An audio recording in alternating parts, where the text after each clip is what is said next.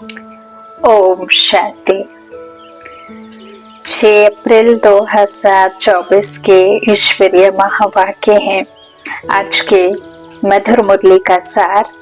मीठे मीठे प्यारे प्यारे श्री बाबा ने कहा, मीठे बच्चे, श्रीमत पर अच्छी सर्विस करने वालों को ही राजाई की प्राइस मिलती है। तुम बच्चे अभी बाप के मददगार बने हो, इसलिए तुम्हें बहुत बड़ी प्राइस मिलती है। प्राइस भी देखो कितनी बड़ी मिलती है। विश्व पर राजाई, 21 जन्मों का सुख, आधे कल्प का सुख। प्रश्न, बाप की ज्ञान डांस किन बच्चों के सम्मुख बहुत अच्छी होती है? उत्तर में बाबा ने कहा, जो ज्ञान के शौकीन हैं, जिन्हें योग का नशा है, उनके सामने बाप की ज्ञान डांस बहुत अच्छी होती है। नंबरवार स्टूडेंट हैं, परंतु यह वंडरफुल स्कूल है। कईयों में जरा भी ज्ञान नहीं है, सिर्फ भावना बैठी हुई है। उस भावना के आधार पर भी वर्षे के अधिकारी बन जाते हैं। ओम शांति।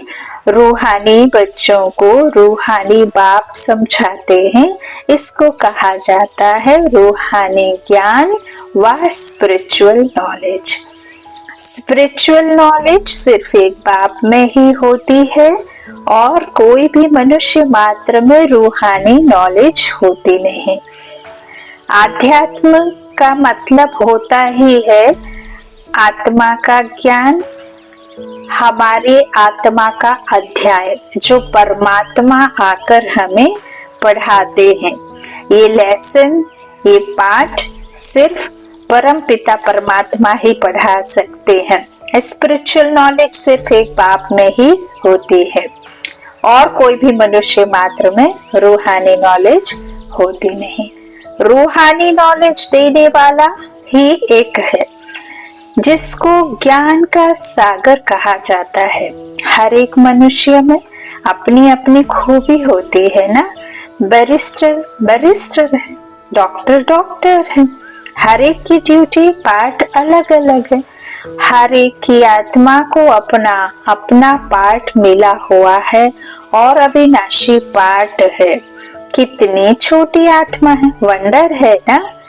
गाते भी हैं, चमकता है प्रकृति के बीच। यह भी गाया जाता है, निराकार आत्मा का यह शरीर है तख्त है, बहुत छोटी सी बिंदी और सब आत्माएं एक्टर्स हैं।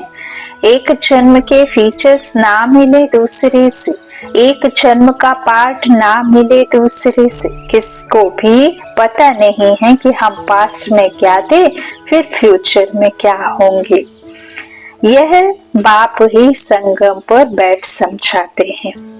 सुबह को तुम बच्चे याद की यात्रा में बैठते हो तो उछाई हुई आत्मा प्रज्वलित होती रहती है। ज्ञान घृत डलता है ना, जितना अधिक ज्ञान घृत डालेंगे, जितना योग का घृत डालेगा, उतना ही आपकी उछाई हुई आत्मिक ज्योति प्रज्वलित होगी।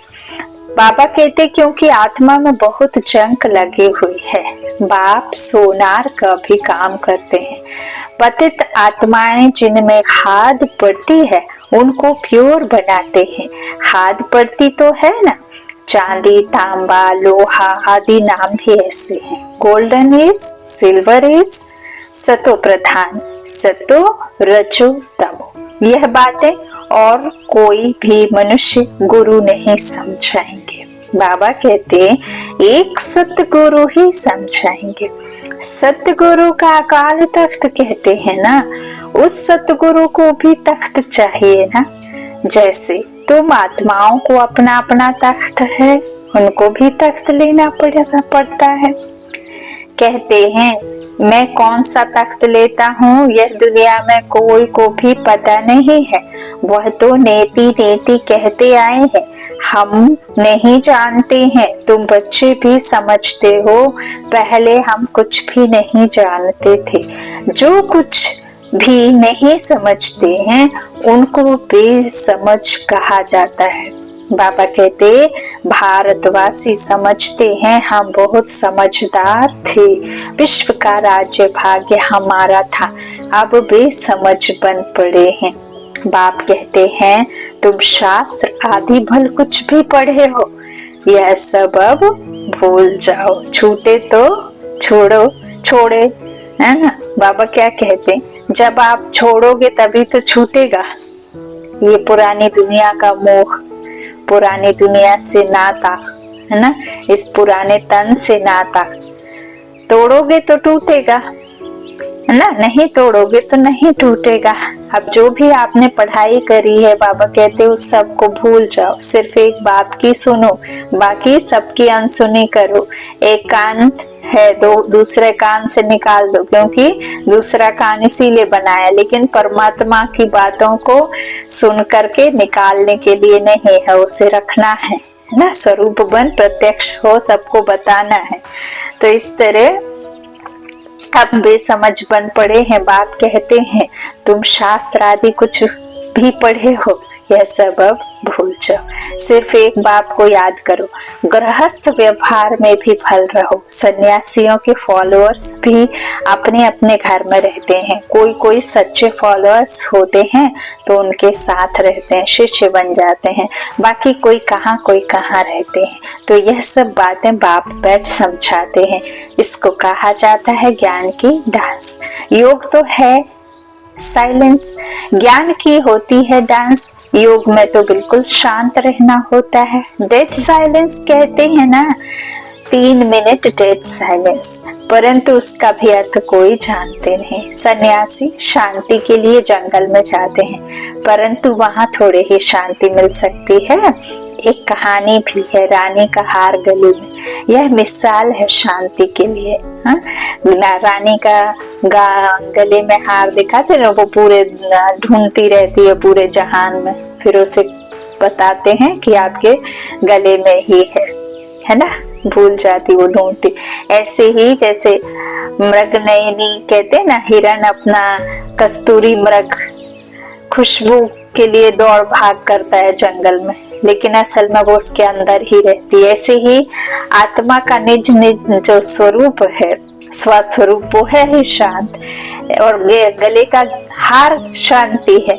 तो आत्मा फिर भी शांति को ना जाने कहाँ कहाँ ढूंढती है, मंदिरों में, तीर्थों में, पूजा पाठ में, यहाँ वहां भटकते रहती है, लेकिन आत्मा जानती नहीं है कि वो खुद ही शांत है। तो यह भी परमात्मा ही आकर बताते हैं कि असल में तुम हो ही शांत स्वरूप, है ना।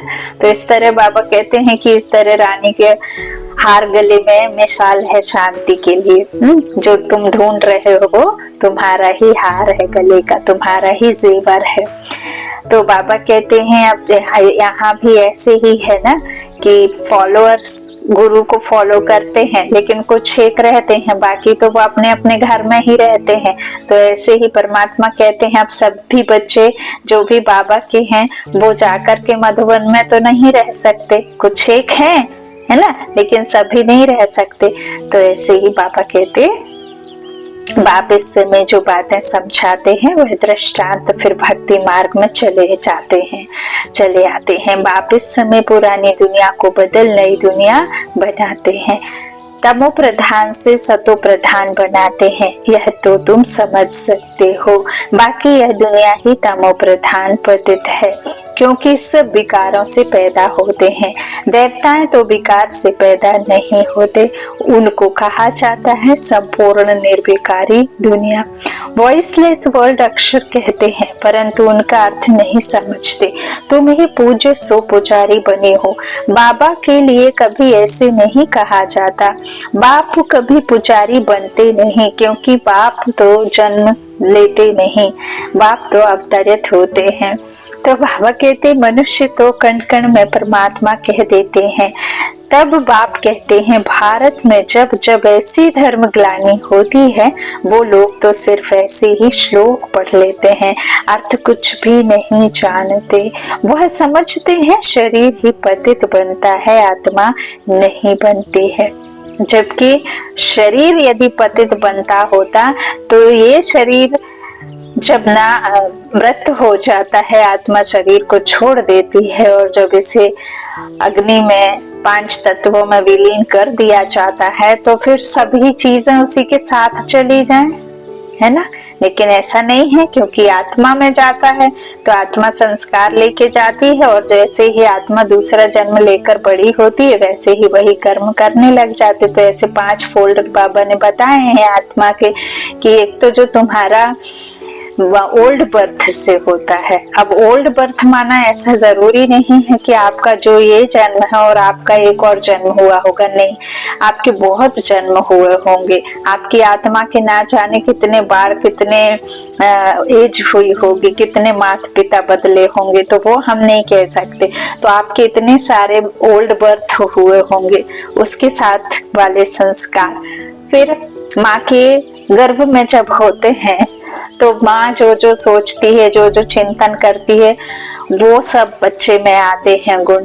फिर उसके बाद बाबा कहते हैं जो तीसरा फोल्डर होता है वो होता है जब बच्चा जन्म ले लेता है, आत्मा, है ना। तो आत्मा बच्चे का जन्म ले लेती है, तब फिर सराउंडिंग उसके माता पिता से, फिर थोड़ा और बड़ा हुआ तो आस पड़ोस से, समाज से, फ्रेंड से, फिर स्कूल से। फिर इस तरह से बाबा कहते हैं ये तीसरा, चौथा फोल्डर। फिर 5वां फोल्डर जो होता है वो होता है आत्मा का निज स्वरूप, जो आत्मा सतो प्रधान होती है। तो वो फोल्डर बाबा कहते हैं इस समय मैं आकर के खुलवाता हूँ, जो तुम्हारे बाबा ने 7 गुण बताए हैं आत्मा के, वो बाबा कहते 5वां फोल्डर जब खुलता है तो मैं ही आकर खोलूं, तब तुम्हें वापस वैसा बनाऊं जैसे तुम वहां से आते हो, है ना। पवित्रता, प्रेम, शक्ति, शांति, ज्ञान, आनंद, ये सब बाबा ने इसके बताए हैं। तो वो है ही आत्मा निराकारी, शांति स्वरूप, शांत स्वरूप, शक्ति स्वरूप, प्रेम स्वरूप, है ना। तो वही फोल्डर अब खोलना है। अच्छा, तो बाबा कहते हैं तुम ही पूज्य सो पुजारी बने हो। बाबा के लिए कभी ऐसे नहीं कहा जाता बाप कभी पुजारी बनते नहीं। मनुष्य तो कण कण में परमात्मा कह देते हैं, तब बाप कहते हैं मैं आता हूँ। लोग तो ऐसे ही श्लोक पढ़ देते हैं, उन्हें कुछ पता नहीं होता है। बाबा कहते वह समझते हैं शरीर ही पतित बनता है, आत्मा नहीं बनती।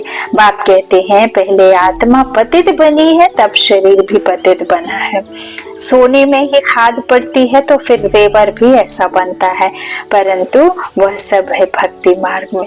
बाप समझाते हैं हर एक में आत्मा विराजमान है, हर एक शरीर में एक आत्मा है। कहा भी जाता है जीव आत्मा, जीव परमात्मा नहीं कहा जाता। महान आत्मा कहा जाता है, महान परमात्मा नहीं कहा जाता है। संत आत्मा कहा जाता है, देव आत्मा कहा जाता है, लेकिन परम देव आत्मा नहीं कहा जाता। तो बाबा कहते आत्मा ही भिन्न भिन्न शरीर लेते पार्ट बजाती है। तो योग है बिल्कुल साइलेंस, यह फिर है ज्ञान डांस। बाप की ज्ञान डांस भी उन्हों के आगे होगी जो शौकीन होंगे। बाप जानते हैं किसमें कितना ज्ञान है, कितना उनमें योग का भी नशा है। टीचर तो जानते होंगे ना, बाप भी जानते हैं कौन कौन अच्छे गुणवान बच्चे हैं। अच्छे अच्छे बच्चों का ही जहाँ तहाँ बुलावा होता है। बाबा कहते हैं बच्चों में भी नंबरवार है, प्रजा भी नंबरवार पुरुषार्थ अनुसार बनती है। यह स्कूल अथवा पाठशाला है ना, यूनिवर्सिटी ना, जहाँ खुद भगवान यूनिवर्स पढ़ाते हैं। पाठशाला में हमेशा नंबरवार बैठते हैं ना, समझ सकते हैं फलाना होशियार है, यह मीडियम है। यहाँ तो यह बेहद का क्लास है, इसमें किसको नंबरवार बिठा नहीं सकते। बाबा जानते हैं हमारे सामने यह जो बैठे हुए हैं इनमें कुछ भी ज्ञान नहीं है, सिर्फ भावना है। बाकी तो ना ज्ञान है ना याद है, इतना निश्चय है। यह बाबा है, इनसे हमको वर्षा लेना, वर्षा तो सबको मिलना है, परंतु राजाई में तो नंबरवार पद हैं। जो बहुत अच्छी सर्विस करते हैं उनको तो बहुत अच्छी प्राइस मिलती है। यहाँ सभी को प्राइस देते रहते हैं, जो राय देते हैं, माथा मारते हैं, उनको प्राइस मिल जाती है। बाबा कहते हैं अभी तुम जानते हो विश्व में सच्ची शांति कैसे होगी। बाप ने कहा है उनसे पूछो तो सही कि विश्व में शांति कब थी। कभी सुनी व देखी है? किस प्रकार की शांति मांगते हो, कब थी?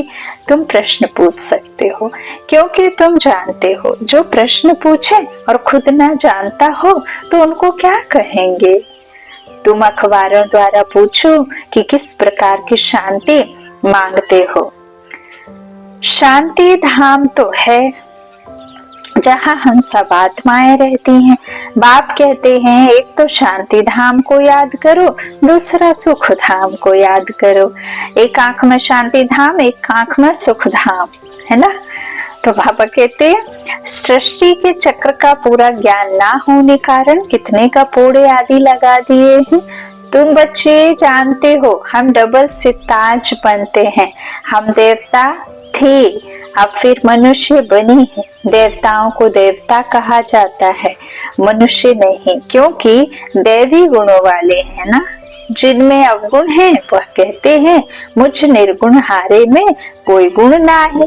शास्त्रों में जो बातें सुनी है वह सिर्फ गाते रहते हैं। अच्युतम केशवम कहते ना, अच्युतम केशवम कृष्ण दामोदरम राम नारायणम जानकी वल्लभम।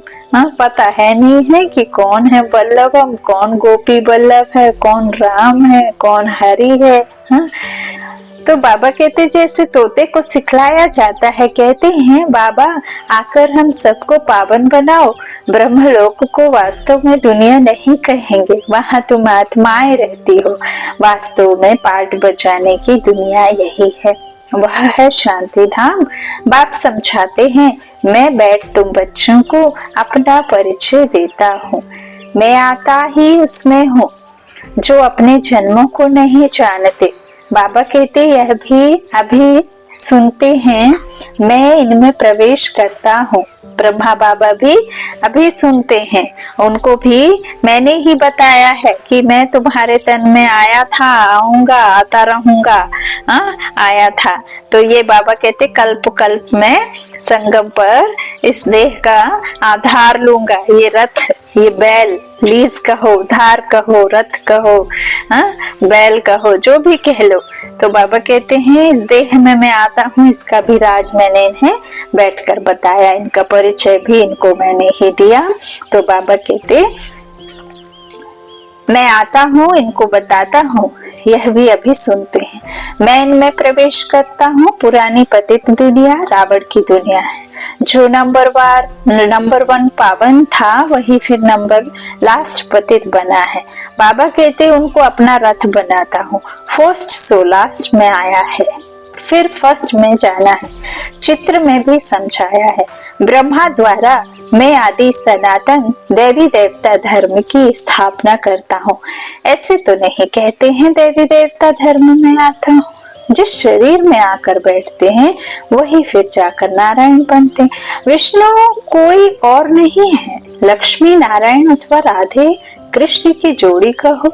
विष्णु कौन है यह भी कोई नहीं जानते, है ना। बाबा ने तो बताया है जो राधे और कृष्ण हैं वही स्वयंवर के बाद लक्ष्मी नारायण बनते हैं। जैसे हम एक बहन एक बेटी होते हैं, बाद में फिर शादी होके पति पत्नी बनते, तो पति दूसरे घर से अडॉप्ट करता है पत्नी को, फिर बच्चे हुए तो वो माँ बाप बनते हैं। ऐसे ही राधे कृष्ण जब स्वयंवर करते तो लक्ष्मी नारायण बनते हैं, है ना। अच्छा, उनकी 4 भुजा दिखाई तो बाबा कहते लक्ष्मी को आगे खड़ा करेंगे, नारायण को पीछे, तो 2 लक्ष्मी की 2 नारायण को, और जो नारायण को आगे खड़ा किया तो 2 नारायण की 2 लक्ष्मी की। ऐसे लक्ष्मी नारायण नारायण लक्ष्मी के 4 भुजा दिखा दिए, है ना, वो युगल है ना। तो बाबा कहते इस तरह से यह भी कोई नहीं जानते। बाप कहते हैं मैं तुमको वेदों शास्त्रों सब चित्रों आदि का राज समझाता हूँ। मैं जिसमें प्रवेश करता हूँ वह फिर यह बनते हैं। अब लक्ष्मी से धन मांगते हैं, बाबा कहते हैं लक्ष्मी को तो खुद देने वाला कौन है, यह तो समझना है ना। लक्ष्मी भरपूर थी, लेकिन लक्ष्मी को धन दिया किसने, है ना। तो लक्ष्मी को धन देने वाला है ही बाप। तो बाबा कहते यह ब्रह्मा सरस्वती, है ना। तो मैं इसमें प्रवेश करता हूँ किसमें, ब्रह्मा में, वह फिर यह बनते हैं। प्रवृत्ति मार्ग है ना, यह ब्रह्मा सरस्वती फिर वह लक्ष्मी नारायण बनते हैं।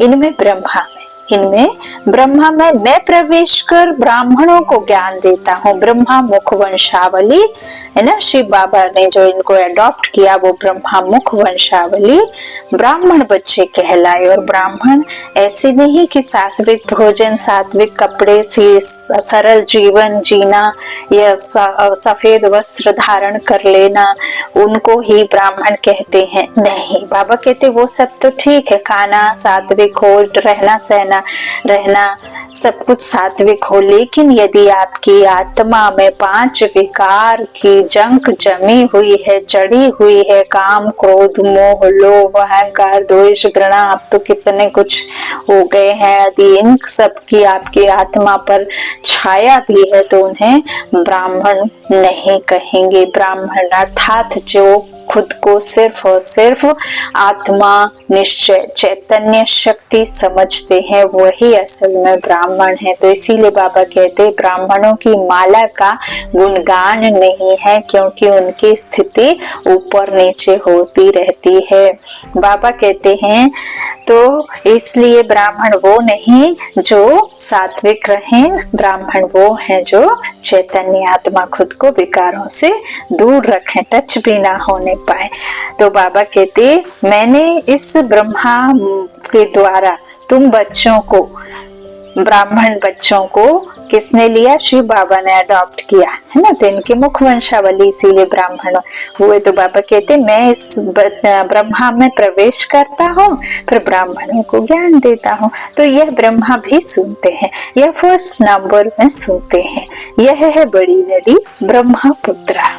मेला भी सागर और ब्रह्मपुत्रा नदी पर लगता है। बड़ा मेला लगता है जहाँ सागर और नदी का संगम होता है।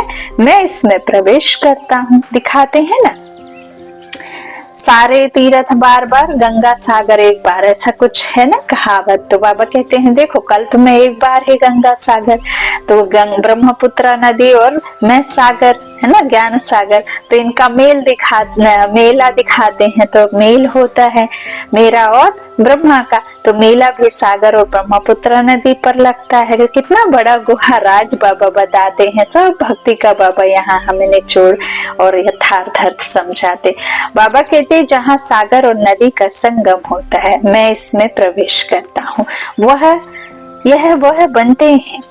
इनको वह ब्रह्मा सो विष्णु बनने में 1 सेकंड लगता है, साक्षात्कार हो जाता है और झट निश्चय हो जाता है। मैं यह बनने वाला हूँ, विश्व का मालिक बनने वाला हूँ।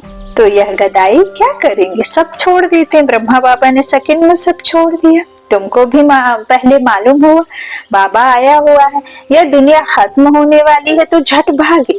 बाबा ने नहीं भगाया। हाँ, भट्टी बनती थी, कहते हैं कृष्ण ने भगाया। अच्छा, कृष्ण ने भगाया तो पटरानी बनाया ना, बनाया कि नहीं।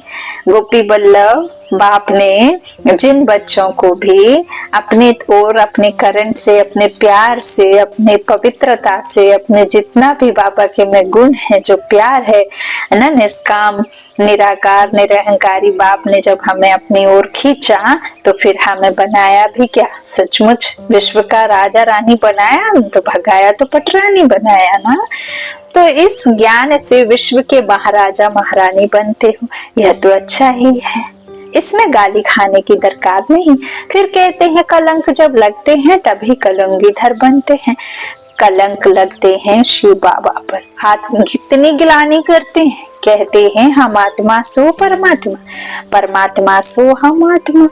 अब बाप समझाते हैं ऐसे है नहीं, हम आत्मा भी सो ब्राह्मण है, ब्राह्मण है सबसे उच्च कुल, इनको डिनाइस्टी नहीं कहेंगे। डिनाइस्टी अर्थात जिसमें राजाई होती है, यह तुम्हारा कुल है। है बहुत सहज। हम ब्राह्मण सुदेवता बनने वाले हैं, इसलिए दैवी गुण जरूर धारण करने। सिगरेट बीड़ी आदि का देवताओं को भोग लगाते हो क्या? लगाते हो क्या? देखो कितना कुछ करते। ब्रह्मा बाबा जो बनते देवी देवता, बाबा कहते हैं कि अभी देखो शिव मंदिर में भांग धतूरा ना जाने क्या क्या शराब और आप सब चढ़ाते हैं।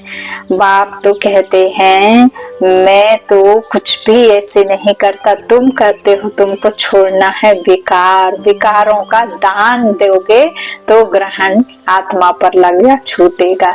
ये विश्व भी सतो प्रधान तभी बनेगा तब तुम अपने विकार छोड़ोगे। इस दुनिया में जो अभी महापरिवर्तन का युग चल रहा है, जो भी जैसा भी ड्रामा की सीन है वो सब कल्याणकारी है। बेहद का ड्रामा ये है, बेहद की लड़ाई है, महाभारत की लड़ाई है जो हम इन स्थूल नेत्रों से देखेंगे। देवी कुल को हम स्थूल नेत्रों से तो देख नहीं सकते हैं, ना ही हमारे पास में वो सब है ज्ञान। बाबा ने जो दिया जो बताया वही सत्य है। तो ऐसे बाबा कहते हैं रियलिटी में क्या कैसा कौन कृष्ण कैसा लक्ष्मी नारायण ये तो चित्रों में बनाते हैं तुमको साक्षात्कार कराने, लेकिन असल में वहां की कोई जानता नहीं। तो बाबा कहते बहुत सहज है, हम ब्राह्मण सुदेवता बनने वाले हैं, इसलिए दैवी गुण जरूर धारण करने हैं। तो वहां सिगरेट बीड़ी आदि का देवताओं को भोग लगाते हो क्या? श्रीनाथ द्वारे में बहुत घी के माल ठाल बनते हैं, भोग इतना लगाते हैं जो फिर दुकान लग जाती है, यात्री जाकर लेते हैं।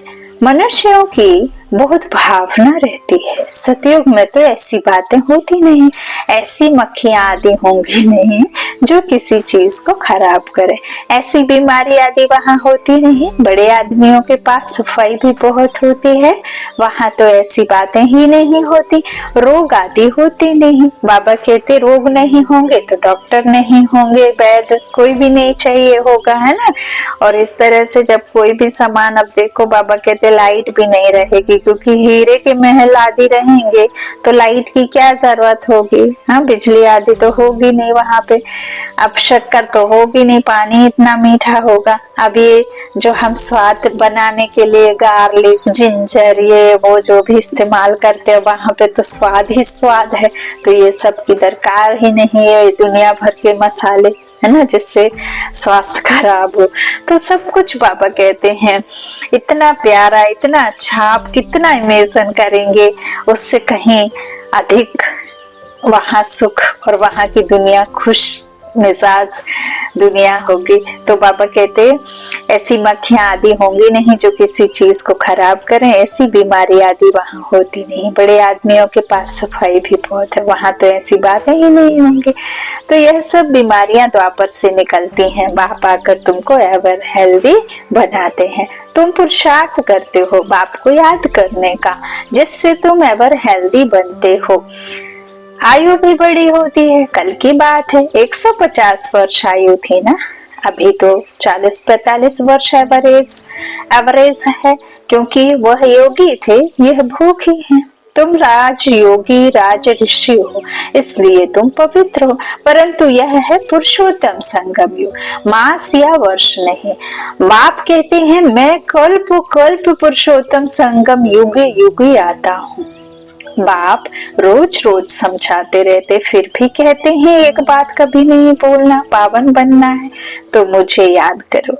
अपने को आत्मा समझो, देह के सभी धर्म त्याग करो। अब तुमको वापस जाना है, मैं आया हूँ तुम्हारी आत्मा को साफ करने, जिससे फिर शरीर भी पवित्र मिलेगा।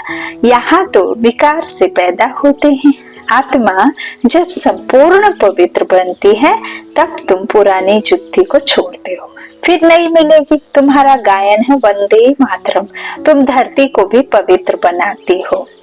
तुम माताएं स्वर्ग का द्वार खोलती हो, परंतु यह कोई नहीं जानता। अच्छा, मीठे मीठे सीखी लबे बच्चों प्रति माता पिता बाप दादा का याद प्यार और गुड मॉर्निंग। रूहानी बाप के रूहानी बच्चों को नमस्ते। हम रूहानी बच्चों के रूहानी माता पिता बाप दादा को याद प्यार और गुड मॉर्निंग। शुक्रिया बाबा, शुक्रिया, love you Baba, love you.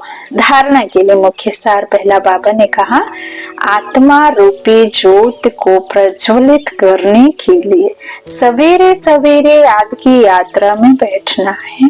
याद से ही जंक निकलेगी। आत्मा में जो खाद पड़ी है वह याद से निकाल सच्चा सोना बनना है। दूसरा, बाप से उच्च पद की प्राइज लेने के लिए भावना के साथ साथ ज्ञानवान और गुणवान भी बनना है। सर्विस करके दिखाना है। वरदान वरदानी बाप का चलन और चेहरे से पवित्रता के श्रृंगार की झलक दिखाने वाले श्रृंगारी मूर्त भव। पवित्रता ब्राह्मण जीवन का श्रृंगार है। हर समय पवित्रता के श्रृंगार की अनुभूति चेहरे व चलन से औरों को हो। दृष्टि में, मुख में, हाथों में, पांवों में सदा पवित्रता का श्रृंगार प्रत्यक्ष हो। हर एक वर्णन करे कि इनके फीचर्स से पवित्रता दिखाई देती है। नैनों में पवित्रता की झलक है, मुख पर पवित्रता की मुस्कुराहट है और कोई बात उन्हें नजर ना आए। इसको ही कहते हैं पवित्रता के श्रृंगार से श्रृंगारी हुई मूर्त। ओ बाबा, वाह वाह वाह। स्लोगन, व्यर्थ संबंध संपर्क भी अकाउंट को खाली कर देता है, इसलिए व्यर्थ को समाप्त करो। व्यर्थ संबंध संपर्क भी अकाउंट को खाली कर देता है, इसलिए व्यर्थ को समाप्त करो।